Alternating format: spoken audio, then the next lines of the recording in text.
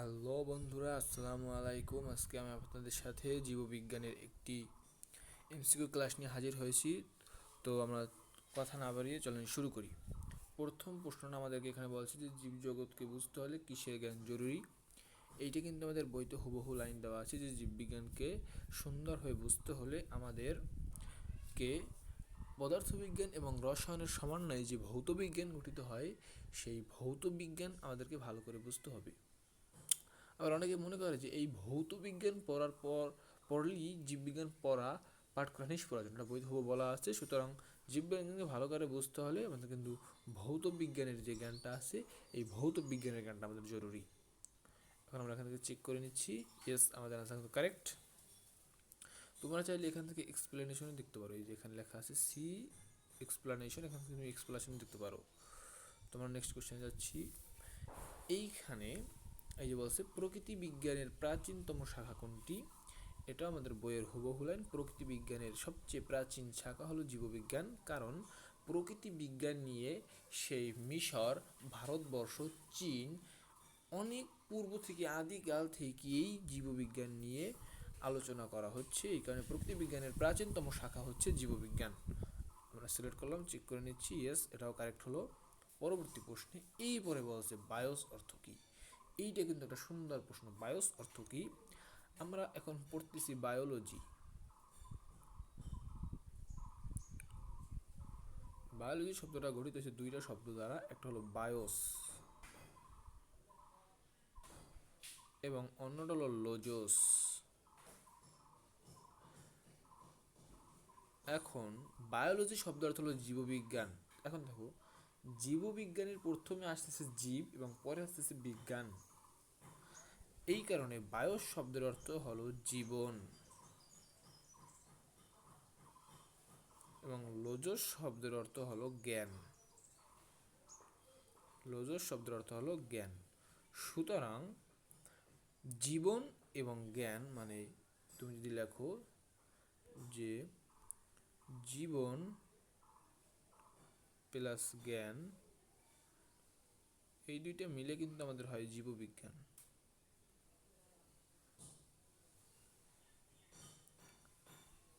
সুতরাং এই যে জীবন, জীবন কিন্তু বায়োস। বায়োস শব্দের ইংরেজি কিন্তু, বায়োস শব্দের মিনিং অর্থ কিন্তু জীবন। সুতরাং এখানে বায়োস শব্দের অর্থ হবে এই জীবন। সুতরাং আমরা এখান থেকে চেক করে নিচ্ছি, ইয়েস কারেক্ট অ্যান্সার। পরবর্তীতে আমরা এখানে আসছে হাইড্রোজেন আর অক্সিজেনের আনুপাতিক সংযোগে কি তৈরি হয়। এখন অনেকে বলবা ভাই এটা তো রসায়নের পড়ার কথা, বাট না, তোমাদের জীববিজ্ঞান বইয়ের প্রথম অধ্যায়ের প্রথম পেজে একটা ছবি, এর পরবর্তী পেজে গেলেই কিছু শিক্ষণফল, এর পরবর্তী পেজে যেখান থেকে মূল পড়া শুরু হয়েছে সেখানের প্রথম স্টেপের ভিতরেই লেখা আছে এই যে হাইড্রোজেন আর অক্সিজেনের আনুপাতিক সংযোগে কী তৈরি হয়। হাইড্রোজেন এবং অক্সিজেন, এখন হাইড্রোজেন এবং অক্সিজেন এর আনুপাতিক সংযোগে আমরা তো রসায়নে পড়েছি, এর আনুপাতিক সংযোগে পানি তৈরি হয়। যদি তুমি এখানে অক্সিজেন দুইটা দাও মানে অণু আকারে লেখো, তাহলে তোমাকে হাইড্রোজেন এখানে দুইটা দিতে হবে, কারণ দুইটা অক্সিজেনের সাথে চারটা হাইড্রোজেন যুক্ত হয়। এবং এইখানে কিন্তু তোমার পানি একটা না, বরং তোমার পানি কিন্তু দুইটা তৈরি হবে। বুঝলাম? তার মানে কি হাইড্রোজেন আর অক্সিজেনের আনুপাতিক সংযোগে কি তৈরি হয়, পানি তৈরি হয়। এই যে চেক করে নিচ্ছি, কারেক্ট। এর পরবর্তী প্রশ্নে যাচ্ছি, বলছে জীববিজ্ঞানের জনক কে।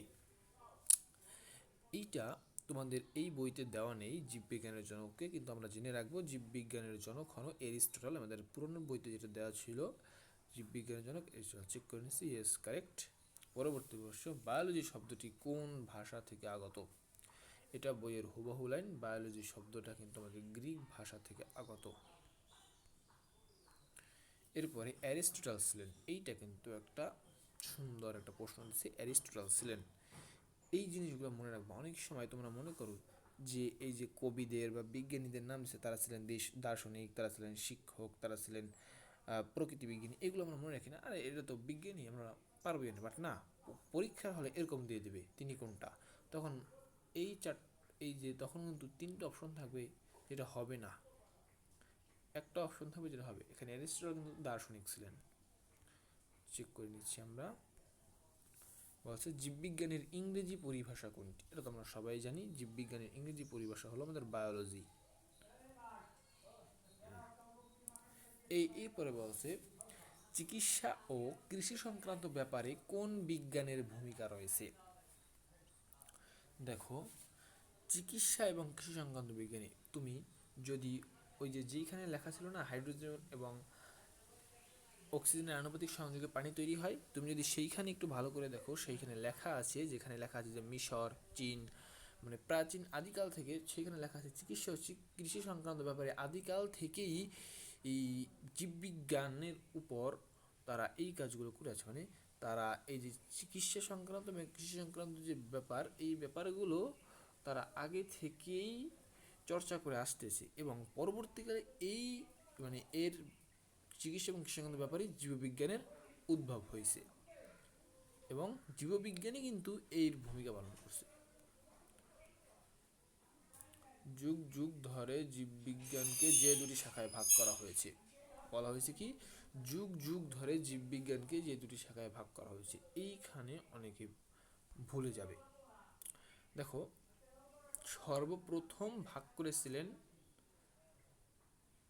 সর্বপ্রথম জীববিজ্ঞানকে ভাগ করেছিলেন সুইডিশ বিজ্ঞানী ক্যারোলাস লিনিয়ার, সুইডিশ প্রকৃতিবিদ ক্যারোলাস লিনিয়ার। তিনি ভাগ করেছিলেন উদ্ভিদ বিজ্ঞান ও প্রাণী বিজ্ঞানে, এবং এই দুইটাই জীববিজ্ঞানের যুগ যুগ ধরে ভাগ করা। কারণ এই ভৌত ফলিত এটা এর পরে হয়েছে, মানে সুইডিশ বিজ্ঞানী ক্যারোলাস লিনিয়াসের ভাগ করার পরবর্তীতে হয়েছে। মৌলিক ভৌত এটা পরবর্তীতে হয়েছে। জ্বর ও প্রাণী বিজ্ঞান, জ্বর কিন্তু জীববিজ্ঞানের অংশ না, এটা মনে রাখবা। আবার জীববিজ্ঞানের অংশ, কারণ কিছু কিছু জীব জ্বর থেকেই তৈরি হয়েছে এবং তারা যে জীব, ওই জীবটা হলো একাধিক জ্বরের সমষ্টি। সুতরাং এখানে অ্যান্সার হবে এটা, এই যে কারেক্ট। এখন আমরা চলে যাচ্ছি নেক্সট প্রশ্নে। বলছে নিচের কোন জীবটি উদ্ভিদ প্রাণী কোনটাই না? এইটাও তোমার বইয়ের এর তৃতীয় পৃষ্ঠায়, মানে ওই যে প্রথম পৃষ্ঠায় ছবি, পরের পৃষ্ঠায় শিকড়ফল, এর পরের পৃষ্ঠায় মানে মূল পড়ার যে পৃষ্ঠা থেকে শুরু, ওই পৃষ্ঠায় লেখা আছে একেবারে নিচের দিকে কোন জীবটি উদ্ভিদ। সেখানে লেখা আছে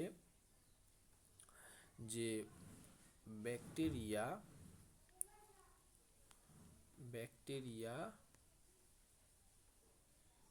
ও ছত্রাক, এরা প্রাণীও না উদ্ভিদও না, মানে এরা জীবও না জড় না, এরা জীবও না জড় না, এদের মাঝামাঝি ব্যাকটেরিয়া। জ্ঞানের বা বিজ্ঞানের বিষয়গুলোকে প্রধান কয়টি ভাগে ভাগ করা যায়? দুইটি ভাগে। জ্ঞানের অন্তর্ভুক্ত শাখাগুলোকে কত ভাগে ভাগ করা যায়? দুই ভাগে। কোনটি সঠিক? কীটতত্ত্ব, পরজীবী, অণুজীববিদ্যা, কৃমি, হিস্টোলজি, কোষ, শারীরবিদ্যা, রেচন। আমরা কিন্তু জানি যে শারীরবিদ্যায় এই রেচন সম্পর্কে আলোচনা করা হয়। এবার বলা হয়েছে জীববিজ্ঞানের কোন শাখায় কোষের গঠন ও কার্যাবলী নিয়ে আলোচনা করা হয়? কোষের গঠন ও কার্যাবলী নিয়ে আলোচনা করা হয় সাইটোলজিতে। পরবর্তী প্রশ্ন, জীবদেহের বিভিন্ন অঙ্গ প্রত্যঙ্গের জৈব রাসায়নিক কার্যাদি নিচের কোনটির আলোচ্য বিষয়? বিভিন্ন অঙ্গ প্রত্যঙ্গের জৈব রাসায়নিক কার্যাদি, দেখো হিস্টোলজি টিস্যু নিয়ে আলোচনা করবে, ফিজিওলজি শারীরবিদ্যা শারীর সম্পর্কে আলোচনা করবে, সাইটোলজি কোষবিদ্যা, মরফোলজি হলো অঙ্গ সংস্থান বিজ্ঞান। অঙ্গ প্রত্যঙ্গের জৈব রাসায়নিক কার্যাবলী নিয়ে কিন্তু ফিজিওলজি এই যে কাজ করবে, এবং অঙ্গ প্রত্যঙ্গের সকল কাজ নিয়ে কিন্তু মরফোলজি। যদি সকল কাজ বলতো তাহলে কিন্তু মরফোলজি হতো, কিন্তু যেহেতু জৈব রাসায়নিক কার্যাদি বলছে তাহলে ফিজিওলজি হবে।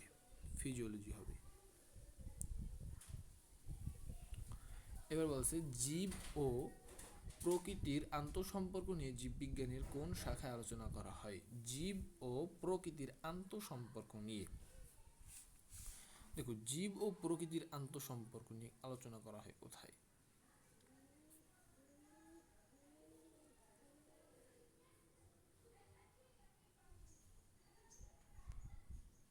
ওহ সরি, ভুল দিয়ে ফেললাম, এটা বাস্তুবিদ্যা হবে।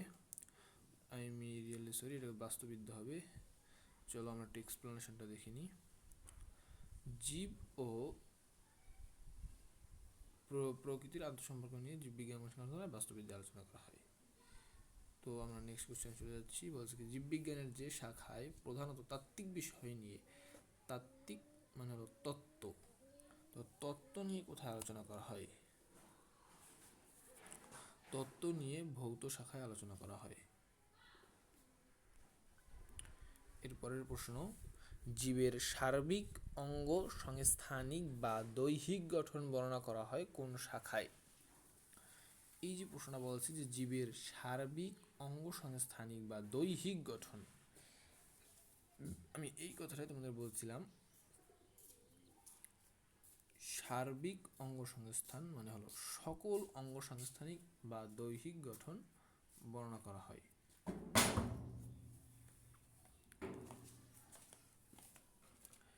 এই জীবের সার্বিক মানে সকল, সার্বিক মানে হলো সকল, সকল অঙ্গসংস্থান নিয়ে আলোচনা করা হয়।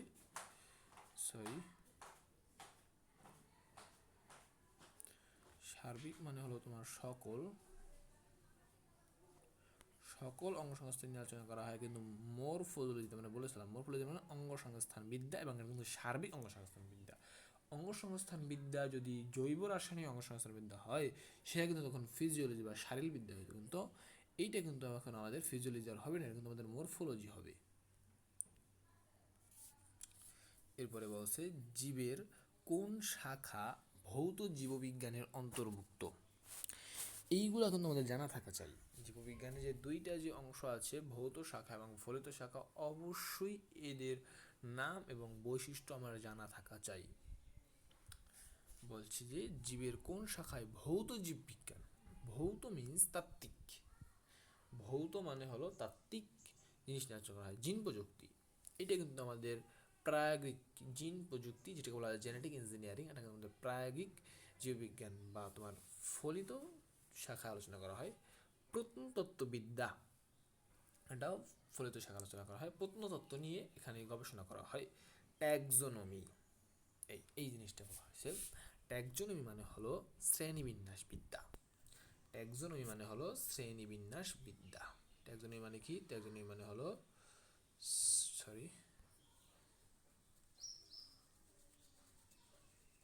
ট্যাক্সোনমি মানে হলো শ্রেণীবিন্যাস বিদ্যা,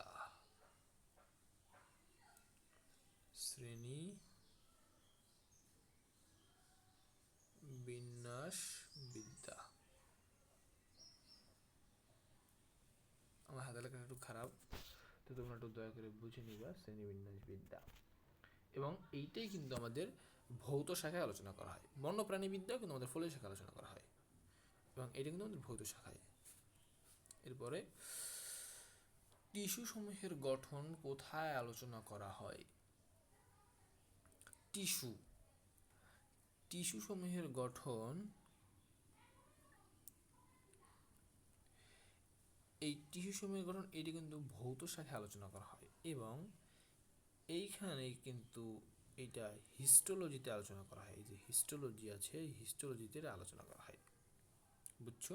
হিস্টোলজি মানে হলো টিস্যু বিদ্যা, এবং এখানে টিস্যুর গঠন, আকার, আকৃতি, কার্যাবলী নিয়ে আলোচনা করা হয়। বুঝতে পেরেছি আমরা? ক্লিয়ার? হিস্টোলজি। এরপরে বলেছে কি, জীবজগৎ সম্পর্কে সহজে ও সুশৃঙ্খলভাবে জানতে সাহায্য করে কোনটি? দেখো, জীবজগৎকে মানে জীবজগৎ সম্পর্কে সহজে এবং সুশৃঙ্খলভাবে জানতে সাহায্য করে কোনটি? এইটা কিন্তু তোমার ওইখানে যে এটা দেওয়া আছে, যে তোমার যে দুইটা ভাগ, ফলিত এবং ভৌত এবং ফলিত যেটা ভাগ দেওয়া আছে, সেইখানে কিন্তু এই কথাটা লেখা নেই। বাট তুমি যদি এরপরে 2-3 পৃষ্ঠা উল্টে যাও, যেইখানে তোমার ওই যে শ্রেণীবিন্যাসের উদ্দেশ্য, শ্রেণীবিন্যাসের লক্ষ্য লেখা আছে, সেইখানে কিন্তু লেখা আছে যে জীবজগৎ সম্পর্কে সহজে এবং সুশৃঙ্খলভাবে জানতে সাহায্য করে কিন্তু তোমাকে শ্রেণীবিন্যাস বিদ্যা। কিন্তু তোমার ওই যেখানে ভৌত শাখা, ওইখানে কিন্তু লেখা নাই যে তোমাকে জীবজগৎ সম্পর্কে সহজে ও সুশৃঙ্খলভাবে জানতে সাহায্য করে। কিন্তু এইটা কিন্তু তোমাকে ওই যে উদ্দেশ্য এবং লক্ষ্য এখানে লেখা আছে। সুতরাং এখন আমাকে জানতে হবে এর ইংলিশটা। ইংলিশ আমাকে জানা থাকা চাই না, এখানে কিন্তু ইংলিশ দিয়ে দিয়েছে। তো শ্রেণীবিন্যাস বিদ্যার ইংরেজি কি? শ্রেণীবিন্যাস বিদ্যার ইংরেজি হলো ট্যাক্সোনমি। সুতরাং এর অ্যান্সার হলো ট্যাক্সোনমি। এগুলো আছে মানবদের শ্বসন রেচন। এই জিনিসটা আবার এসেছে, শ্বসন রেচন, এটাও তো একটা অঙ্গসংস্থানিক বিদ্যা।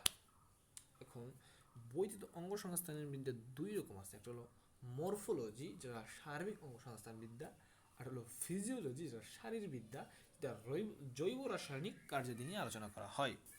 এখন তুমি এই জিনিসটা খেয়াল করো, এই যে তোমাদের যে জীবের যে শ্বসন এবং রেচন, এইটা কি তোমার রাসায়নিক বিক্রিয়া না?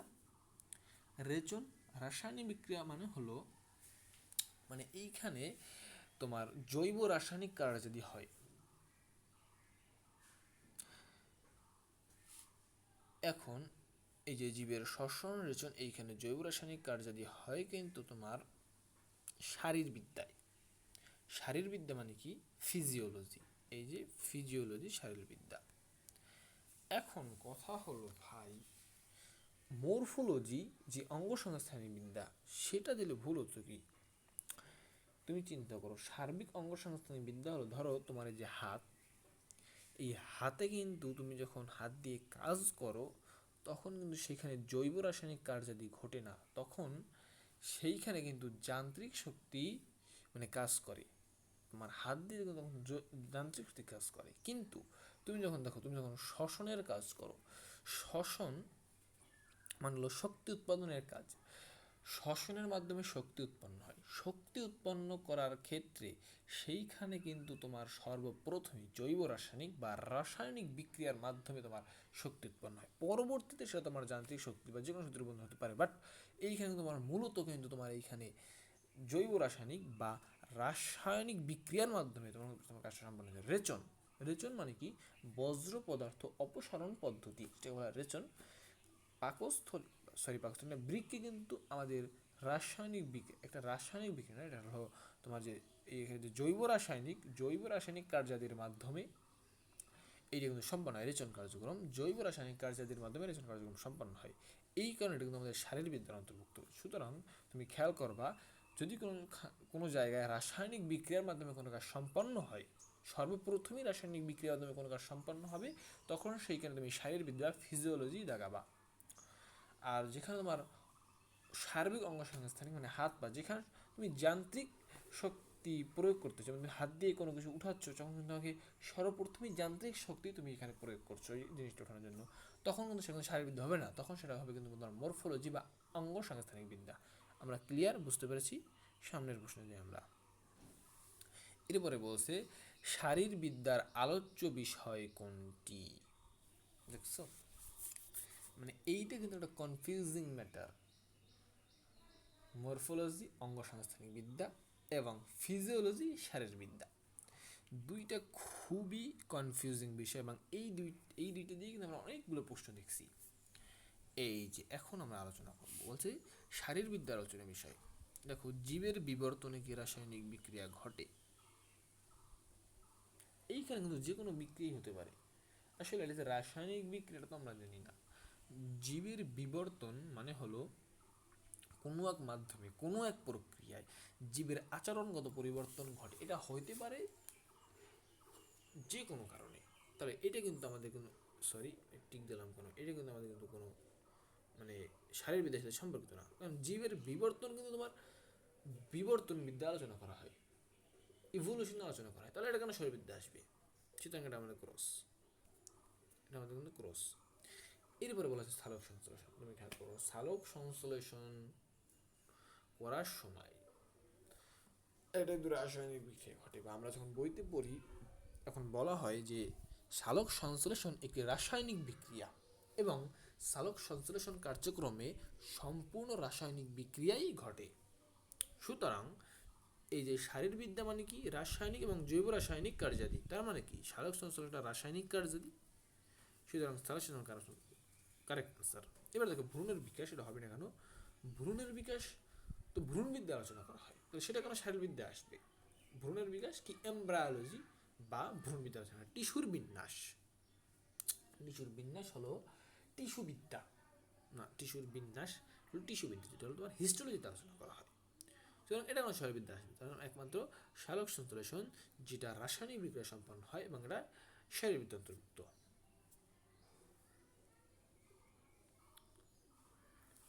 দেখো দেখো আমি বলবো কি, জীবের নানা অঙ্গ প্রত্যঙ্গের জৈব রাসায়নিক কার্যাদি নিয়ে কোন শাখা আলোচনা করা হয়? আবার দেখো এই যে জৈব রাসায়নিক কার্যাদি, এই প্রশ্নটা মোটে সারসিন আমাদের। জৈব রাসায়নিক কার্যাদি, আসলে এই প্রশ্নটা খুবই ইম্পর্টেন্ট, অনেকে এটা দিয়েই পরীক্ষা হয়। এই যে জৈব রাসায়নিক অঙ্গ প্রত্যঙ্গ, ভাই অঙ্গ প্রত্যঙ্গ বলছে মানে মরফোলজি, বাট না, অঙ্গ প্রত্যঙ্গটা কি সার্বিক অঙ্গ প্রত্যঙ্গ বলছে নাকি এটা তোমার জৈব রাসায়নিক যে কার্যাদি, জৈব রাসায়নিক যে কার্যাদি আছে সেইটার কথা বলছে। জৈব রাসায়নিক কার্যাদি বললে আমরা জানি কি, আমরা যেটা আমাদের ফিজিওলজি হবে বা শারীরবিদ্যার অন্তর্ভুক্ত, যে ফিজিওলজি বা শারীরবিদ্যা হবে আমাদের এটার অ্যান্সার। মরফোলজি কিন্তু হবে না, দেখো কনফিউজিং অপশন মরফোলজি দিয়ে দিয়েছে অঙ্গ সংস্থানের বিদ্যা, অনেকে কিন্তু মরফোলজি বা অঙ্গ সংস্থানের বিদ্যা দেখিয়ে দিবে, বাট না, এটা কিন্তু হবে না, তোমাকে ফিজিওলজি দেখাতে হবে, কারণ কিন্তু জৈব রাসায়নিক, যে জৈব রাসায়নিক কার্যাদির কথা বলছে, জৈব রাসায়নিক কার্যাদির কথা বলছে, হিস্টোলজি তো টিস্যুবিদ্যা, এটা তো হবেই না, সাইটোলজি কোষবিদ্যা, এটা তো হবেই না, ফিজিওলজি। এভাবে আছে জাইগোট নিয়ে জীববিজ্ঞানের কোন শাখায় আলোচনা করা হয়? দেখো এইটাও কিন্তু তোমাকে একটু কনফিউজিং করছে, কেন? যদি এটা বইতে ভুল দেওয়া আছে, বাট তুমি যদি কোনো ভুলে যাও কীভাবে এটা করবা, দেখো এখানে বলছে জাইগোট, সর্বপ্রথম জানতে হবে জাইগোট কি। জাইগোট হলো পিতা মাতার শারীরিক মিলনের পরে শুক্রাণু এবং ডিম্বাণু নিষিক্ত হওয়ায় পরে যে একটা কোষের সৃষ্টি হয় বা মানব কোষের সৃষ্টি হয়, বা মানব শিশুর সর্বপ্রথম কোষ, সেটাই হলো জাইগোট। এবং এই তার মানে জাইগোট গঠিত হওয়ার পূর্বে কিন্তু এখানে তোমরা এটা 11 অধ্যায় বা 12 অধ্যায়ে জানতে পারবা যে কীভাবে জাইগোট গঠিত হয়। জাইগোট গঠিত হওয়ার আগে আগে কিন্তু ভ্রূণ গঠিত হতে হয়। তার মানে তুমি দেখো জাইগোট গঠিত হওয়ার পূর্ব শর্তই হলো ভ্রূণ গঠিত হওয়া, ভ্রূণ গঠিত হওয়া। যদি ভ্রূণ গঠিত না হয় তার মানে জাইগোট গঠিত হবে না। তার মানে দেখো, তার মানে ভ্রূণ যেখানে আলোচনা করা হয় সেখানেই জাইগোট নিয়ে আলোচনা করা হয়। তার মানে ভ্রূণবিদ্যা কি? ভ্রূণবিদ্যা হলো এমব্রায়োলজি, এমব্রায়োলজি হলো ভ্রূণবিদ্যা। এরপরে বলছে নিষিক্ত জাইগোট থেকে ভ্রূণের সৃষ্টি, গঠন, বিন্যাস প্রবৃত্তি নিয়ে আলোচনা করা হয়। এই যে নিষিক্ত জাইগোট নিয়ে ভ্রূণের সৃষ্টি, গঠন, রিয়েলি সরি, জাইগোট থেকে ভ্রূণ, নট ভ্রূণ থেকে জাইগোট, আমি একটু ভুল বলেছি, আমি রিয়েলি সরি। এখানে হবে জাইগোট থেকে ভ্রূণ সৃষ্টি হয়, নট ভ্রূণ থেকে জাইগোট। তোমরা একটু পূর্বের যে এটা প্রশ্নটা এটা সলভ করে নিই, সলভ না, ওখান থেকে আমি যে বলছি যে জাইগোট থেকে ভ্রূণ, এই ভ্রূণ থেকে জাইগোট না, এটা ওখানে ওটা হবে হলো জাইগোট থেকে ভ্রূণ হবে, আমি একটু ভুল বলেছি। নিষিক্ত জাইগোট থেকে ভ্রূণের সৃষ্টি, গঠন ও বিন্যাস ও বিকাশ প্রভৃতি নিয়ে আলোচনা করা হয় জীববিজ্ঞানের কোন শাখায়? কোন শাখায়? এমব্রায়োলজি, ভ্রূণবিদ্যা শাখায়। এটা কিন্তু আমরা জানি, এই যে এমব্রায়োলজি, সবাই খুব ক্লিয়ারভাবে বানান খেয়াল করবা, অনেক সময় কিন্তু বানান দিয়ে পেস লাগিয়ে দেবে। এমব্রায়োলজি ধরো দুইটা বানান দেবে কিন্তু বানান একটা ভুল, তখন কিন্তু ভুল বানান লাগা কিন্তু হবে না, এই জন্য এখানে বি কেয়ারফুল থাকবা। এরপরের প্রশ্ন বলছে যে জনন কোষের উৎপত্তি নিয়ে আলোচনা করা হয় কোন শাখায়? এখন জনন কোষের উৎপত্তি,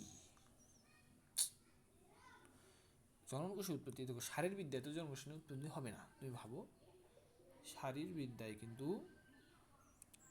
শারীরবিদ্যায় তো জৈব রাসায়নিক কার্য আলোচনা করা হয়, অঙ্গ সংস্থান বিদ্যায় শারীরিক অংশ, এটা হবে না।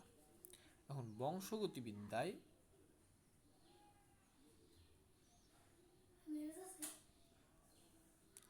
বংশগতি নিয়ে আলোচনা করা হয়।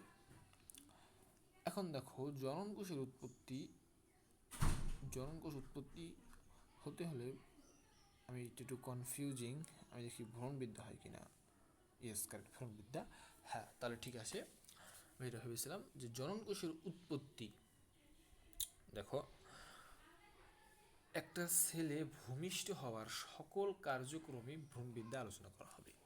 কী হবে? ওই যে জাইগোটের বিকাশ, উৎপত্তি, এরপরে জাইগোটের পরিপুষ্টন, জাইগোট থেকে ভ্রূণের সৃষ্টি, এরপরে তোমার যে এবং এমনকি জাইগোটটা তৈরি হওয়ার পূর্বে কি হয়েছিল, ওই যে মা বাবার শুক্রাণু ডিম্বাণুর মিলন ঘটেছিল। শুক্রাণু এবং ডিম্বাণু হলো মানে জনন কোষ। তার মানে কি, শুক্রাণু এবং ডিম্বাণুই জাইগোট তৈরি করছে। তার মানে জাইগোট তৈরি হওয়ার পূর্ব শর্ত হলো শুক্রাণু এবং ডিম্বাণুর নিষিক্তকরণ, এবং শুক্রাণু এবং ডিম্বাণুই হলো জনন কোষ। সুতরাং এটা কিন্তু ভ্রূণবিদ্যা আলোচনা করা হবে। তুমি এটা খেয়াল করবা। সর্বশেষ যদি হয় ভ্রূণের বিকাশ, পরিপুষ্টন, কার্যক্রম মানে বর্ধন, তাহলে ভ্রূণ তৈরি হয় কি দ্বারা? ভ্রূণ যেখানে আলোচনা করা হয়, ভ্রূণ কি দ্বারা তৈরি হয় সেটা শেখায়। ভ্রূণ তৈরি হয় কিন্তু তোমার জাইগোট দ্বারা। জাইগোট কি দিয়ে তৈরি হয়?